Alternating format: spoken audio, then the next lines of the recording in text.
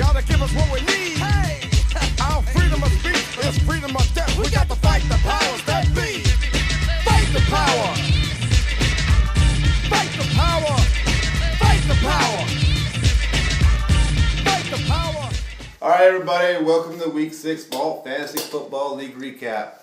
As promised, a very special guest with me in studio tonight, Dave Chadwick, a.k.a. Passion of the Cuda, and the team manager of the Purple, of the 0-5s. Dave, how you doing, man? I'm doing good. How are you? I'm good. I'm very good. Thank you very much for coming. Just like always, let's go over what happened last week. And one of the most horrible tragedies of the modern football age, the Vine Street Mayors got really lucky over the Redlands Ham Stars, 108-72, somehow scoring the most points and dropping me down of a three-way tie for first place in the South. Oh, I'm sorry. My bad. Team franchise fuckers beat down the 0-6s, 91-74. I can pretty much say goodbye to my season now. All right, the Spokane Ospreys. He called it a comeback this week and punished the Fudgebackers 91-79, making a mockery out of Hefe's bold predictions from last week. Thank you very much, buddy, for keeping me a game up on that chump in our bet. Team Nichols beat up on Mr. Leslie Chow, Toodaloo, 94-80. They're both 3-3 now. Well, beating up on Leslie Chow's nothing big. All right, Spo Valley Red Rockets destroyed Team Brokeback Romolicious 88-64. GPQ can't seem to win out without his butt buddy Romo. I thought that was your butt buddy. Hey. Team Ramrod spanked the hell out of Team Suck It 85-63. Seems like a case of domestic violence to me. Bam. Now, Dave, how you doing, man? I'm alright considering. Alright considering. Okay. Well, once again, thank you for being here. This is just some questions that, people are probably going to be curious about that, just to get to know you, just to get some of your thoughts on the season. Right. First question. What were your expectations in fantasy football prior to the season? I expected to be winning, of course, like we all do. Thought I had a good lineup going, good draft, and ball bounced the other way on me, and just luck hasn't rolled my way so far. So, what are your expectations now, 6 games into the season? I still expect to win these games. I think my lineup will finally come around, and hopefully, and I don't know if I'll be able to have any playoff hopes, but I can ruin some playoff chances, so watch out. Winless. How does it feel? Sucks to be talked a bunch of shit to every week in, week out, but franchise fucker had to deal with that the past couple of seasons, so now I get to kind of be in those shoes and be humbled by that. But I mean, it's fine. It's all fun. I laugh at it. It's fun. What is it like to be desperately in need of a trade, but know that everyone thinks that the players on your roster are horrible and not worthy of trade consideration? Is that why people aren't trading? No. It's one possible scenario. It sucks to not. I mean, if you're trying to make trades, if nobody wants to trade to you, then it kind of sucks. And when other teams are giving away their fucking teams to other teams. That's true. So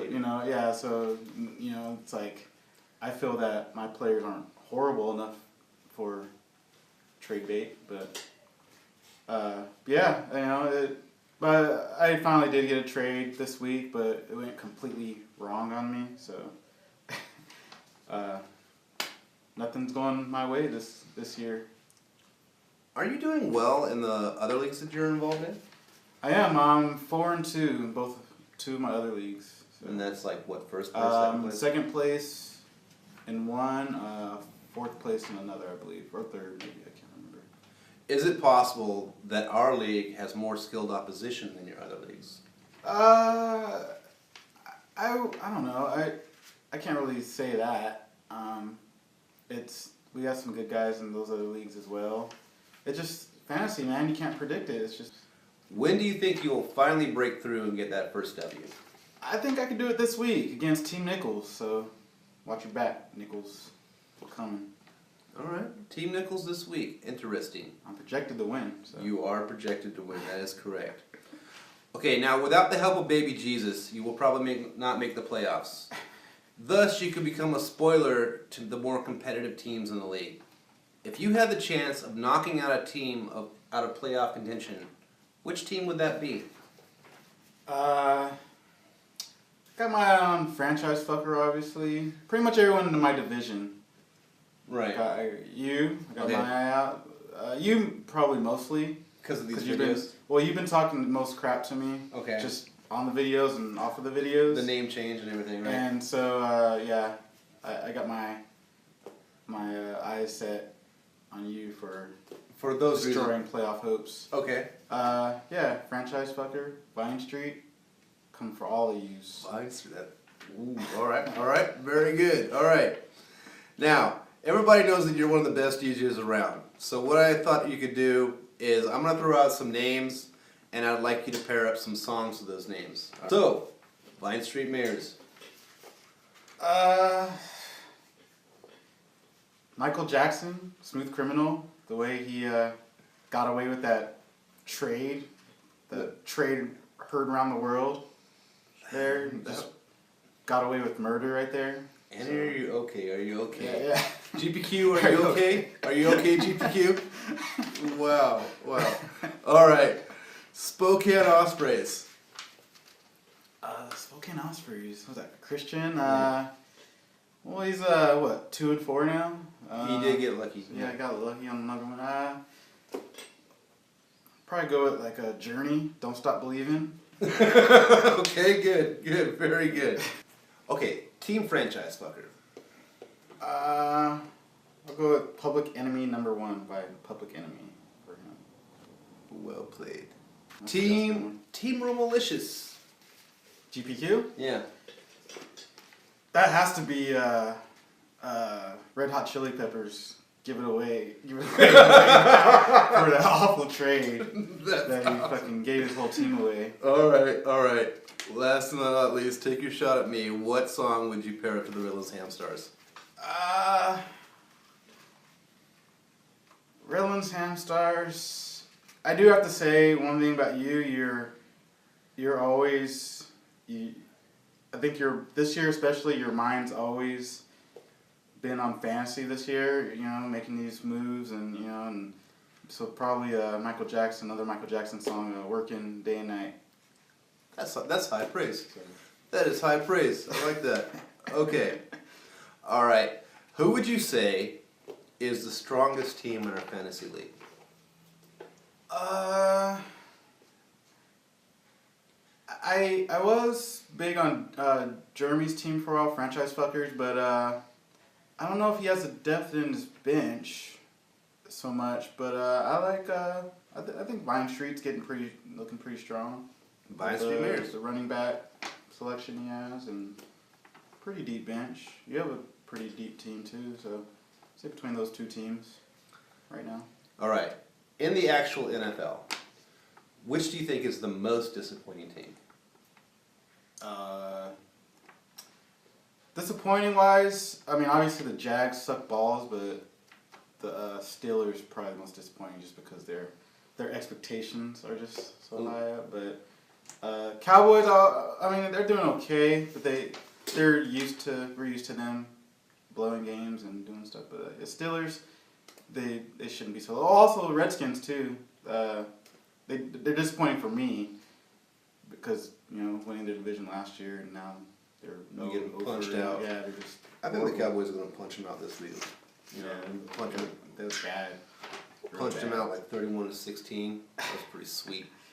All right. Mike Tyson punch him. The most surprising team in the NFL to you? Surprising. Probably the Jets. I didn't expect the Jets to be doing this well. Everybody picked them to be like the worst team in the league. Yeah, right? yeah. And Rex Ryan to be fired right now. Yeah, exactly. So they're surprising the hell out of me. Gino's playing pretty good, pretty solid. So Sanchez is gone. Their defense is playing good. I think that's what they needed. They needed to get rid of Dirty Sanchez and All right, your vote for MVP of the league. Gotta be Peyton so far. Peyton. He didn't do so great last week, but so far he's been blowing it up. All right. And your vote for Rookie of the Year.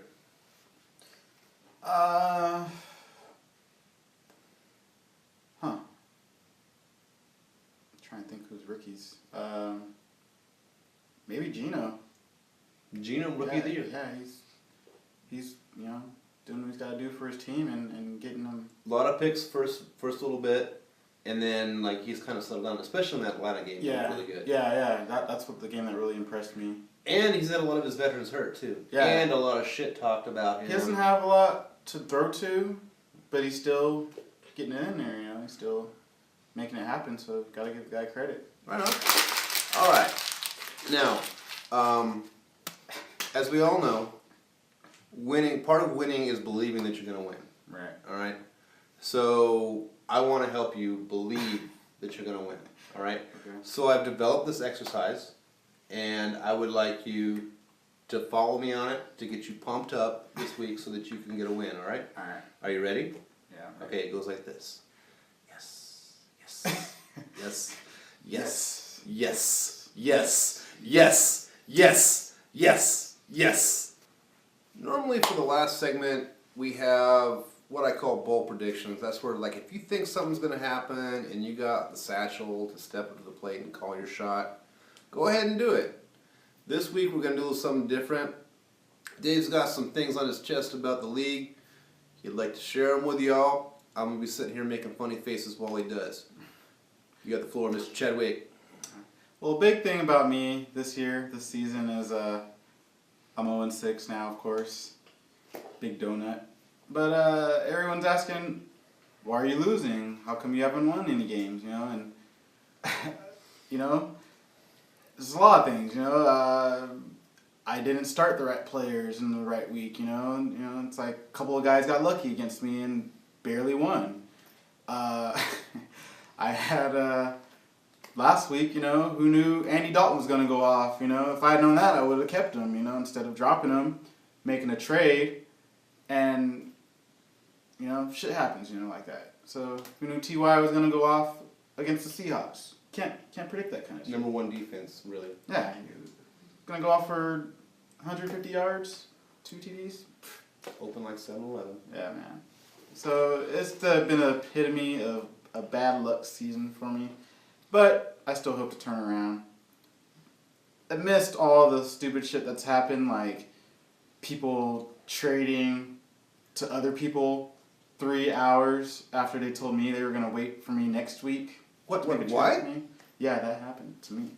Tell us more. Tell us more. What happened? Vine Street Mayors hit me up one night.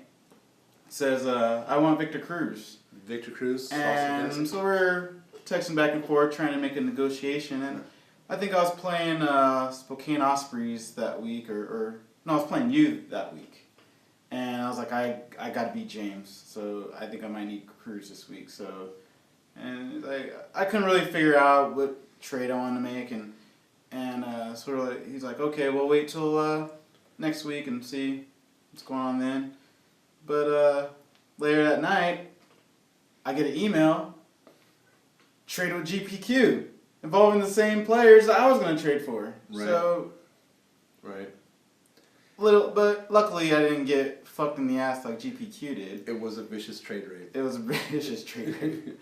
But stuff like that happens. It's harsh out here in fantasy football world. So, but it's hard out here for a pimp. In retrospect, aren't you kind of glad you didn't trade for like DeMarco Murray or anything like that? No, yeah. I mean, now he's just got hurt now, and there might be a decline in his game even after that. I mean, he is playing for the Cowboys, so.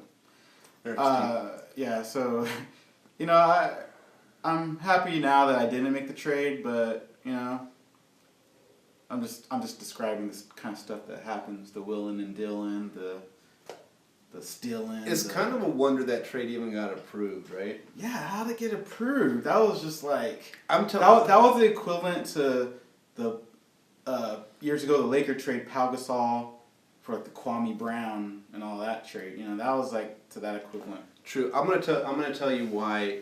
Because I was thinking about it. I was thinking about it. I looked at the trade, and I said, "Wow, this is really, really bad." You know, and because this is only my third year in the league, and I'm like, now if I let this trade go through, Hefe is going to get really, really strong, right? But you know, I started looking at it, and I started thinking about if I object to this trade only if I feel that there is collusion. Like if Mike is actually dumping players to help Hefe, and there's like some kind of like deal they got. It's like, and since I didn't think that was it, maybe you took him on a date the night before. Maybe so. You know, but all I know is like, it's like, but then I started getting opportunistic. It's like if Hefe can pull this stuff, right? I mean, you remember last week I asked. You're thinking, how can I rape him? Yes, exactly. I kind of want a sloppy GPQ seconds, you know, and does he even have left? Yeah, Romo? Exactly. Who wants Romo? The kitchen's pretty. The cupboard's pretty bare. And you know what? I'm gonna tell you something. Now it could be that Mike's cell phone isn't working, right? But I sent him a text the other day. It's like, hey, what do you want for MJD, right? I haven't got shit back. I haven't got a word. He's not even trying to get rid of MJD. But he's trying to get rid of Jason Witten and Bilal Powell. That's what I'm saying. And MJD's on his bench. So, look, Mike, I'm sorry. I probably hurt your feelings. And the Dolphins do suck still, but I'm sorry. I'm sorry that I hurt your feelings. You're probably, like, in the shower right now trying to wash off the trade rape. Like Ace Ventura. Yeah, he's in the shower.